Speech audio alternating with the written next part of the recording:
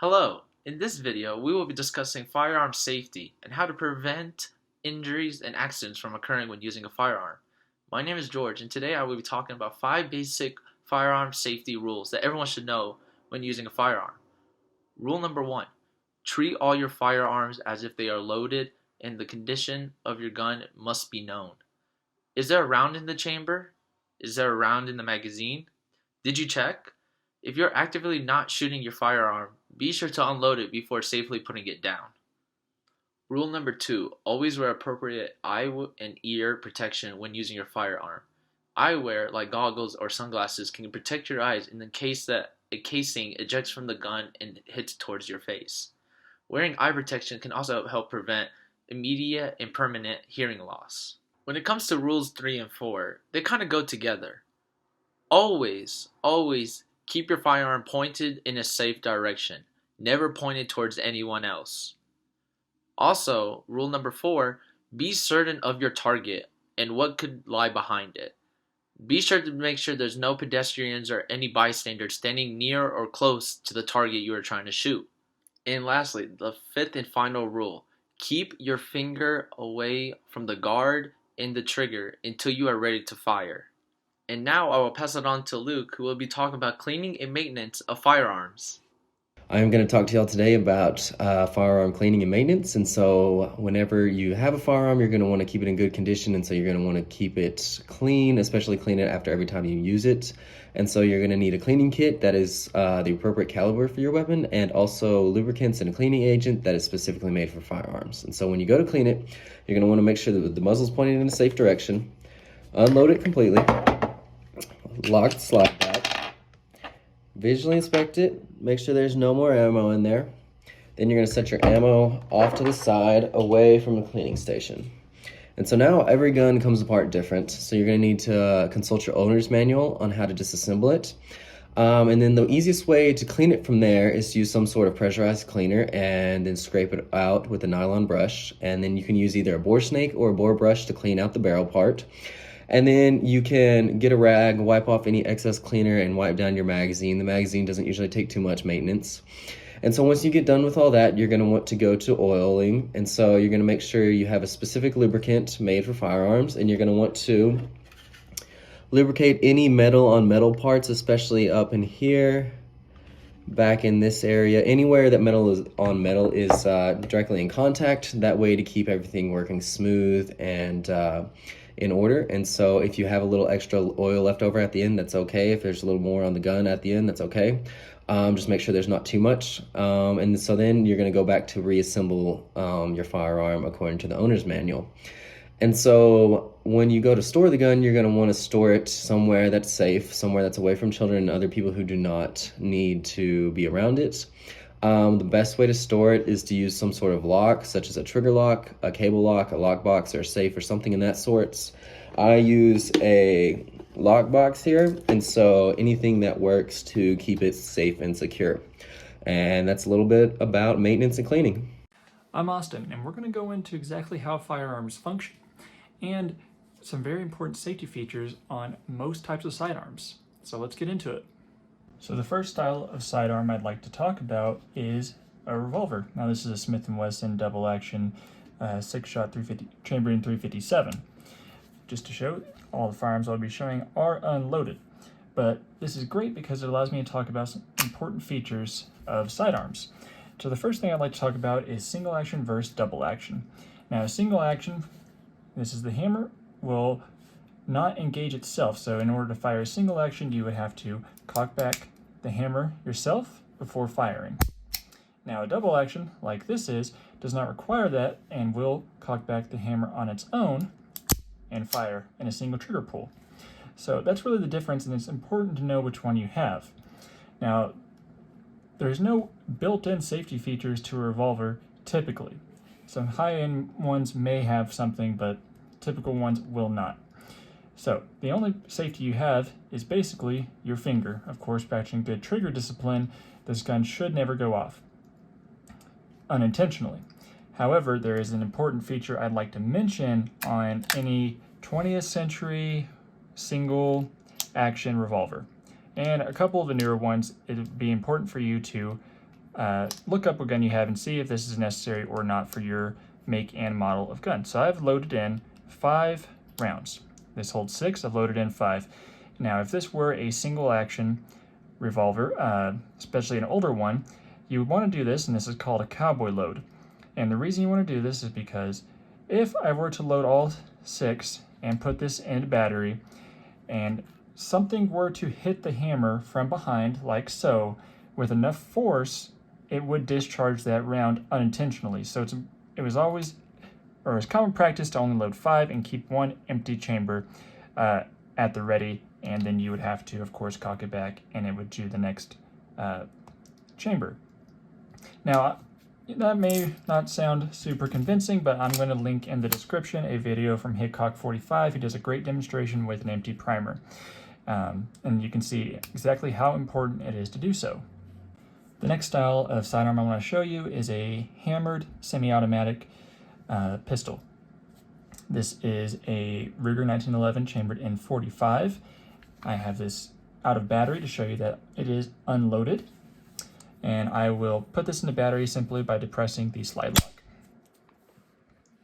Now, there are a number of safety features on this particular gun. A sidearm you own may have some or none of these, or even all. So, the same as a revolver, if the hammer is cocked back, it has the potential to fire. So, let's go over the most common safety in industry, which would be a thumb safety. It is engaged simply by flipping it up, and once engaged, the gun will not fire. Disengaged, it will fire again. Now, these are typically on the left side, but occasionally they do make ambidextrous ones or left-handed ones. As you can see on this side, does not have a thumb safety. Now, the next one I want to go to is slightly more rare depending on what brand you're shopping for, would be a grip safety. Now, this one is equipped with the beaver tail to prevent you from getting hit by the hammer. And this functions much the same way as thumb safety, but it is based on the depression of this. So that if this is not depressed, the gun will not fire. And to show you this, I will use a bad handling technique to show you that while not depressed, the gun is incapable of firing. Depress it, and it will fire. One more time, and I will show you a safety that is present on all semi-automatic firearms, and you should test upon rebuilding your gun from cleaning. And that is that if the gun is taken out of battery, it should not fire. I will demonstrate this with the palm of my hand against the front of the firearm and simply press. You can see it moved about 1/4 of an inch, and watch very closely, you'll see about 1/4 of an inch.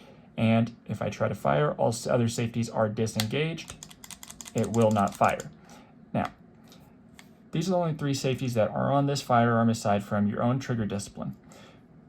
But it does have quite a few, so I would say this is a relatively safe gun to handle. The final style of sidearm that I talked to you about is a polymer style striker fire pistol. This is a Smith & Wesson M&P chambered in .22.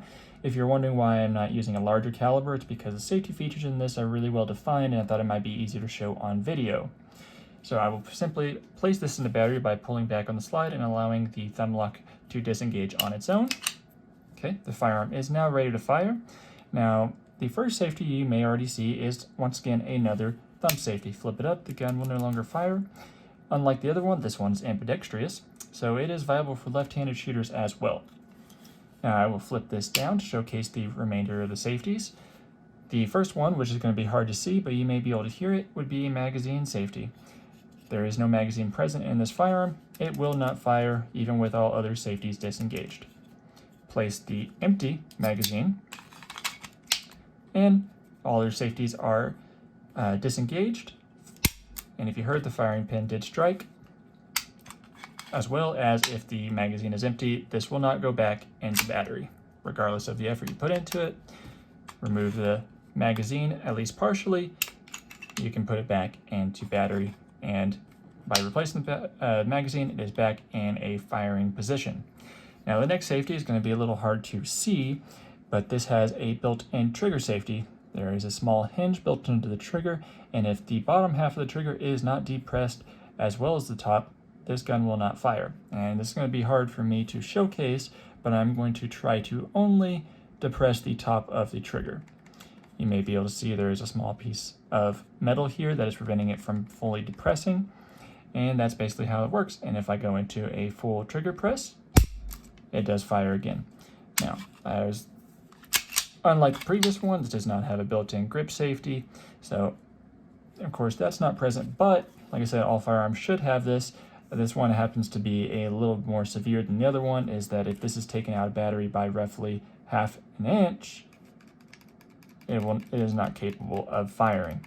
And of course, now this is considerably more than the other one, but it is still important to test when cleaning. So there you have it. There's a ton of safety features present in sidearms, and it's important to know exactly which ones are present on any sidearm you may own or may be operating. Now I'm going to hand it off to Campbell. She's going to give you some excellent rifle safety tips. Thanks, Austin.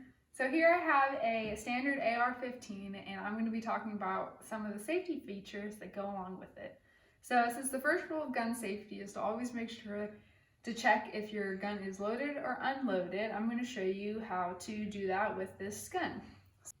So right here we have our charging handle, and we're always going to make sure to pull it back. And right here you can see that our dust cover popped open. And if we had a round, it would be right here in this little pocket. But since you can see that it is empty, we know that our gun is unloaded. Next, we would check for a magazine. Obviously, there is no magazine in here. It would be right here. And if there was a magazine, to make sure it's out, you would press the mag release button right here. Another feature we have is our safety selector switch right here. Right here you can see that our safety selector switch is horizontal and it is pointed at the little picture with the X over it. This means that with pulling the trigger, nothing will happen. Next, we switch it to the vertical position. And the vertical position is pointed at the little box with no X. This means that when a pull of the trigger, a bullet will fire. Here we have the gun taken apart. So right here we have our upper. Here is the lower, the bolt carrier group, and then the charging handle. So when you pull the trigger, the hammer will hit the firing pin inside the bolt carrier, which will then strike the primer of the bullet, igniting the gunpowder and sending it down the end of the barrel. In the case of a misfire, what you're going to do is just pull the charging handle back to eject the bad round and reload a new one. In the case of a jam, you're going to make sure that your safety switch is on no fire, and you're going to press your mag release button to release your magazine, and then you're going to pull your charging handle back until you see the casing fall out. And lastly, always be aware of where your barrel is pointing. Never pull the trigger unless you are ready, and always make sure that it is kept clean and stored safely. Wow guys, that was very informative. I hope you enjoyed our video about firearm safety and how you can prevent an accident from occurring.